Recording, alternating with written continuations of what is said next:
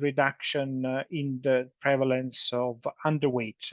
So overall, this combination, which is called the double burden of malnutrition, has made people's nutritional status worse.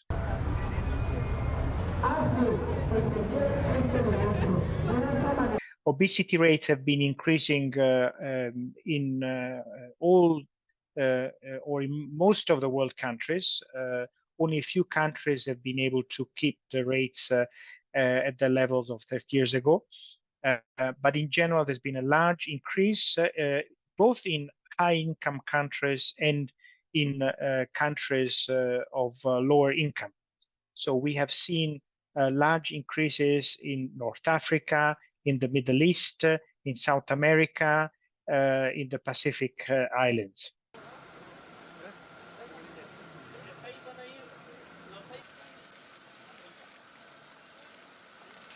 Overall, this is over 1 billion individuals aged between 5 years and above.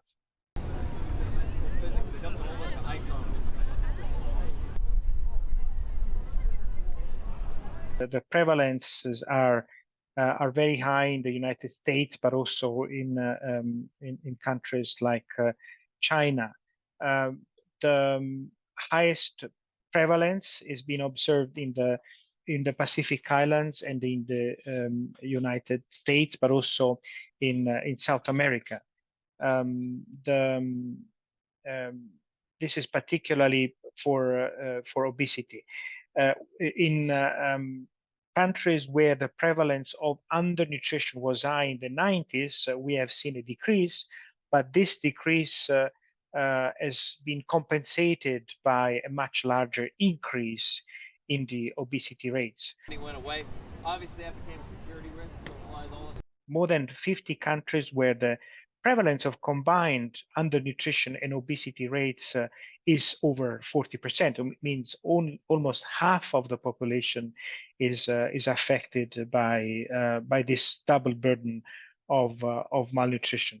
Now we can say that obesity is more than underweight in at least 67 countries for female and 88 countries for men. And this happens particularly in Oceania, Latin American countries, the Caribbean, the Middle East, and North Africa. So this is where the obesity has basically moved much more quickly than the reduction of underweight.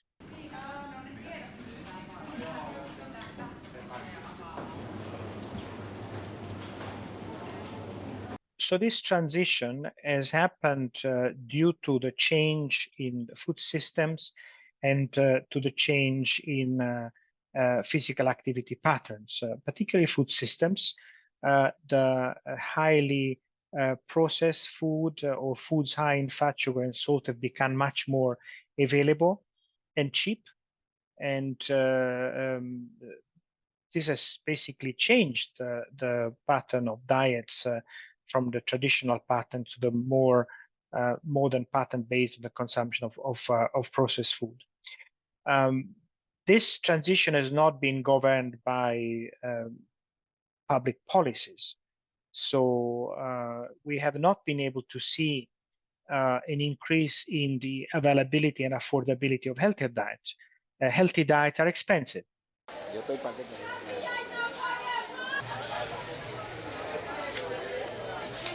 It is a global problem. It is a global problem because now even countries with low and middle income countries have prevalence rate and numbers that become a public health priority. Obesity is responsible for a number of non-communicable diseases, such as type 2 diabetes, heart disease, certain cancers, and the health systems of low and middle income countries cannot afford to take this additional burden.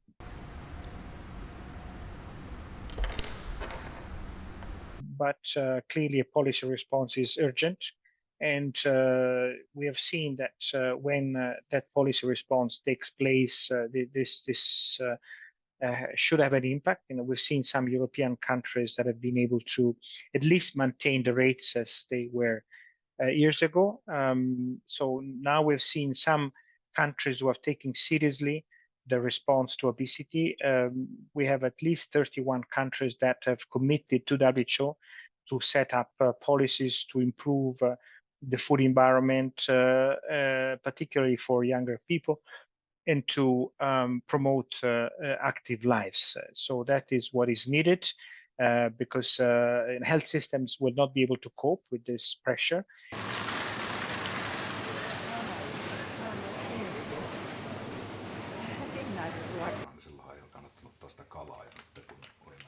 There is an estimate of $1 trillion cost of the obesity epidemic for 2030.